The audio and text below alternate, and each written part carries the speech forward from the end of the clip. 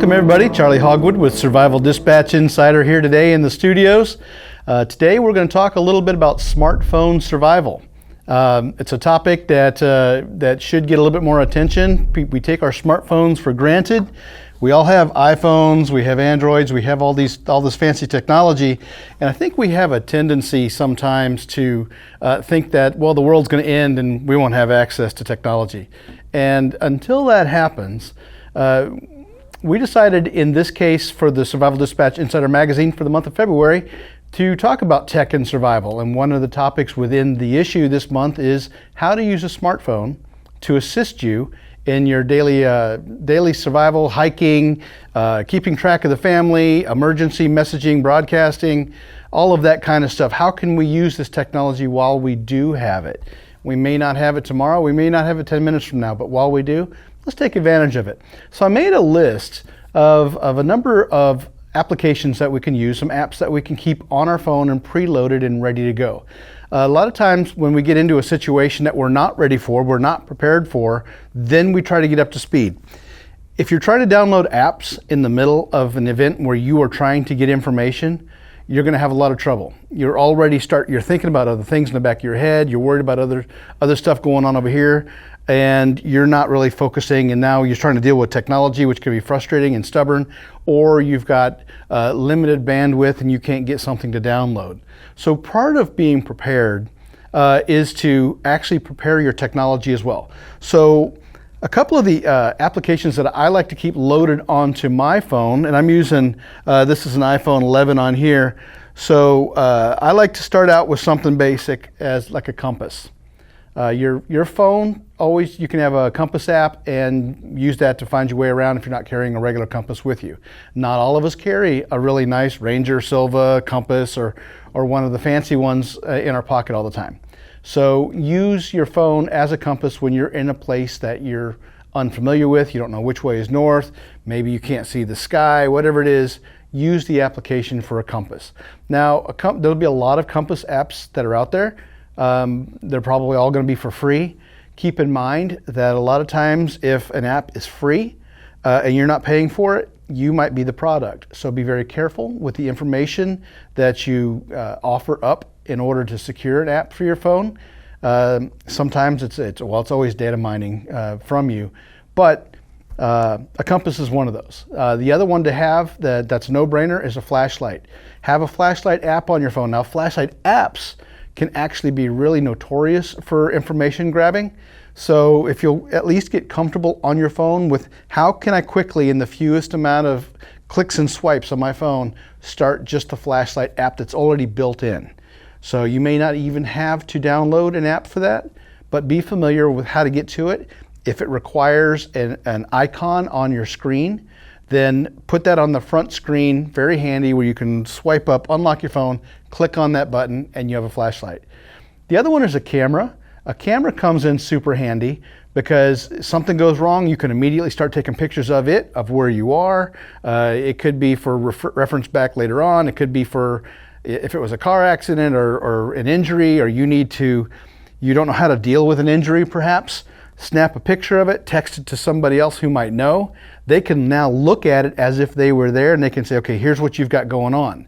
Now that's helpful not just for yourself, but how about your family members? How about the kids? How about your spouse who might not be as up to speed on some of these things as you might be?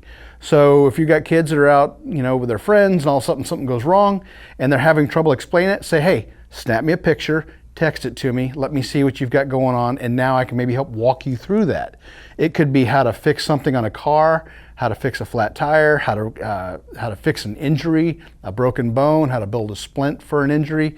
So there's a lot of things that you can use by taking somebody else that's way over here and just sending them the picture, and now they can actually be as if they were there and they can look and see what you got going on, and they can assist you, or you can assist them if they send that to you. The next thing I like to have is a map application. Now, Google is the most common. Apple Maps, getting better. I like to use Google Maps because it's got the most data, it's got the most information, it's most up to speed. It tells me when my traffic route is going to have slowdowns on it. It can actually reroute me around things even if I don't ask. So that's pretty handy. A lot of people might want to use Waze because Waze has the crowdsource information about where accidents are, speed traps, things up ahead. Now Google is starting to integrate that in, and Google owns Waze, so they're starting to integrate some of that stuff into the Google Map application. So get used to it. How can I plan my routes? What am I looking for? How can I add stops? And now Google came out with, if I'm down in a city and I'm on foot, I can use Google Maps and it'll give me augmented reality type of arrows and says, turn here, as it's overlaid onto the images that the Google car had taken previously. So that'll help you walk around and find your way. So Google Maps, you can also plan your route time, when you want to leave, when you want to arrive, the reminders for when you should leave. There's a lot of benefits to using Google Maps. Another one is a communication-based application. A lot of groups, survival groups will use them, PrepperNet will use them, Cajun Navy uses it. It's called Zello, Z-E-L-L-O, and it turns your phone into a walkie-talkie. So what you'll do is you'll go on, download the app, set it all up, get all the people that you might ever want to talk to, make sure they all have the chat room name, and they all have access to it. Practice this, rehearse it. It could just be your family, it could be your survival group, it could be your club, it could be anybody. And now when you want to talk to somebody, you just bring it up, you click the push to talk button, and now you're talking to everybody. Or you can select one person out of that list and say, let me just talk to you alone, directly walkie-talkie. You don't need a two-way radio, it doesn't have to go to the old school Nextel. It's just a regular cell phone. Push the button right on the screen and start talking and start listening. You can make it private, you can make it public, so it's a great way for everybody to be in touch when they're all scattered all over the place. Another way to work around that is an app called Discord, D-I-S-C-O-R-D. It's a gaming communication app, so a lot of gamers will use it with their headsets and they're all talking to each other in like little chat rooms. You can pick a room, you can talk to people. Well, a lot of people use that for business as well. So you can chat through information and you can go back. If you step away from your computer, now you can come back to your phone or to your computer. And a lot of these now also cross-platform. So my phone will have it, my computer will have it, my laptop will have it, my tablet, everything is all now syncing at the same time as long as I have internet. So in that kind of situation, if I step away to go do something, I can come back, I can scroll back through the feed and I can see everything everybody talked about so I don't miss anything. So that's Discord. Pretty handy thing to use. It's kind of like Slack. Slack is very similar to that. A lot of us use Slack for business to remote telework. So that's something else to use. I like to keep track of where everybody is in the family. So there's an app called Life 360, L-I-F-E, the number 360. And we create geofences for everything. So when my daughter's off at college, I created geofences on all of the main roads out of her little town. So if I noticed that she was going off in some distant direction somewhere, I would say, hey, I wonder if she's safe, because I'm not seeing her every day. I know that she crossed the geofence. I know she's on her way here or on her way there. So that's pretty handy. So we created geofences all over the country for whenever we come in and out. So for example, I've got geofences around the city of Atlanta. I'm from North Georgia.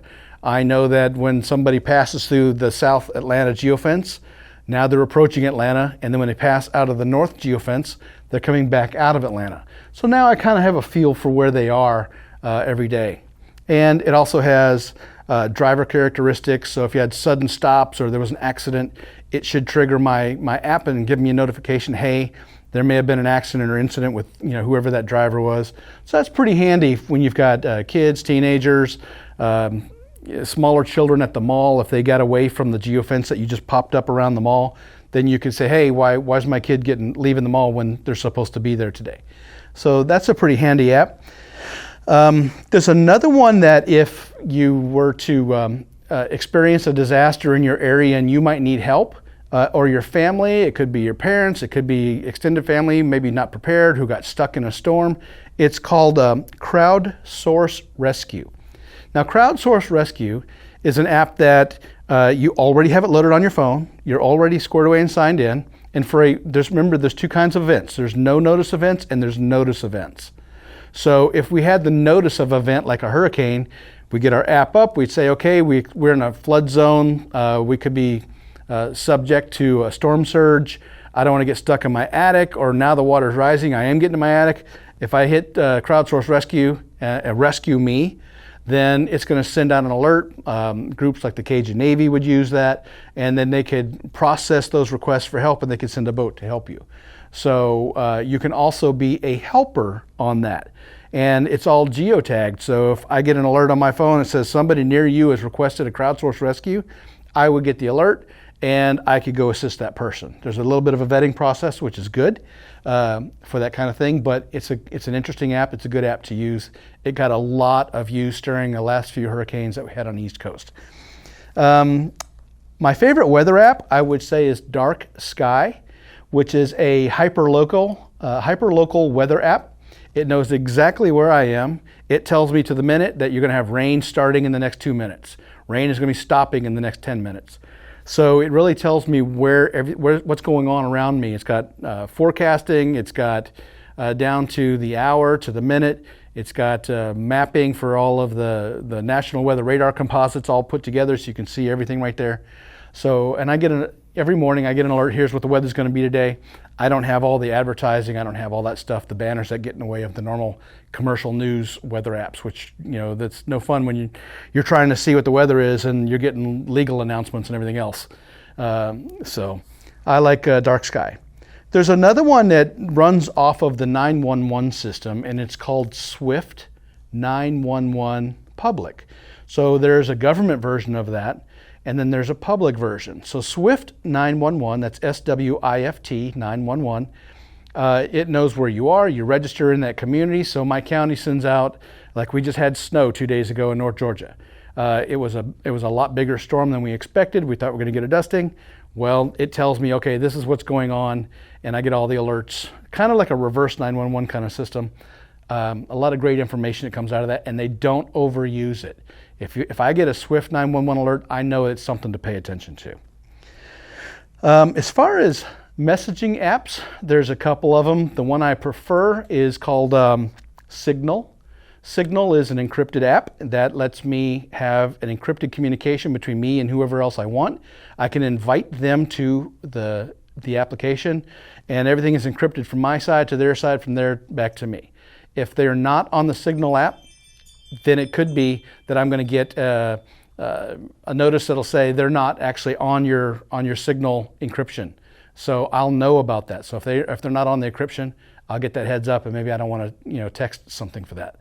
What you may have just heard, it sounded like wind chimes, is also another app, is the Ring doorbell. You can set up Ring doorbells, Ring cameras at different locations, and if somebody breaks that motion sensor, I'll get an alert like that, and I'll be able to pull it right up, and I'll see live the camera for wherever that particular Ring system is set up. So that's a kind of a handy thing. I know there's been a little bit of a controversy because law enforcement wants to access those. You don't have to give them the access to all that stuff.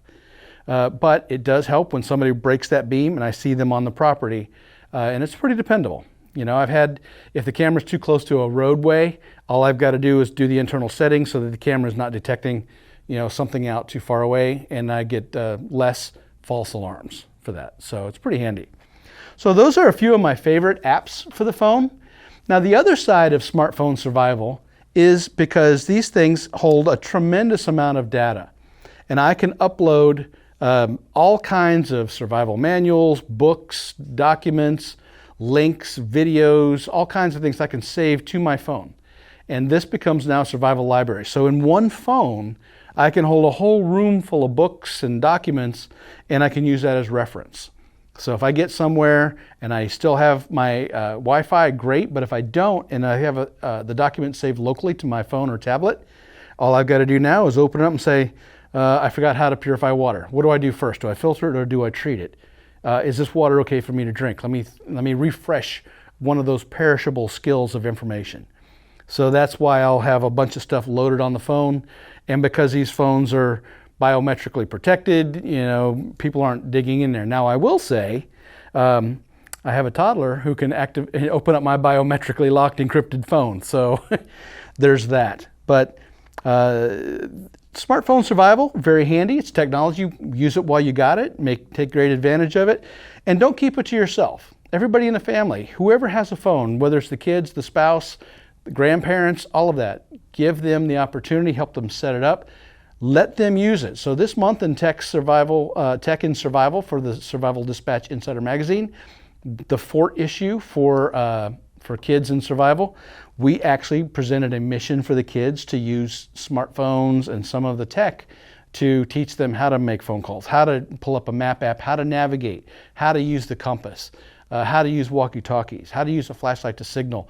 Those kind of things are all really handy. They're in this month's issue. I recommend you check it out. Until next time, this is Charlie with Survival Dispatch Insider. Go click on the link and subscribe if you're not yet at the little bell down below. And if you want to see what the magazine's all about, go to insider.survivaldispatch.com. Until next time, this is Charlie. I'm out.